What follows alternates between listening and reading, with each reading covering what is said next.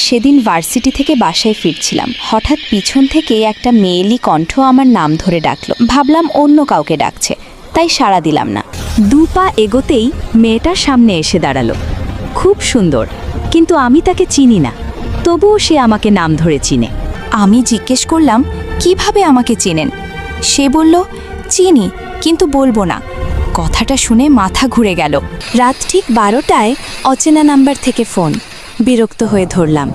ওপাশে কাঁদো কাঁদো কণ্ঠ। আমি বলল, আপনার কণ্ঠে গান চাই। একটা গান শোনালাম, কিন্তু এরপর সে প্রতিদিন রাতেই গান চাইতে লাগলো। গান না শোনালে সে নাকি রাস্তায় জড়িয়ে ধরে বলবে আই লাভ ইউ। ভয় পেয়ে রাজি হয়ে গেলাম। পরদিন ভার্সিটির পথে আবার দেখা। ছাতা দিয়ে আমাকে এগিয়ে দিল, বলল, একটু থ্যাঙ্কসও দিবেন না?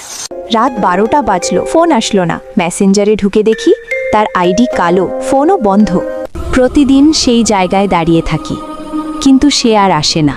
ভার্সিটিতেও যাই না। যখন ছিল তখন বিরক্ত লাগতো, এখন নেই, ভীষণ মিস করি। কাছে থাকলে মর্ম বুঝি না, হারালে বুঝি।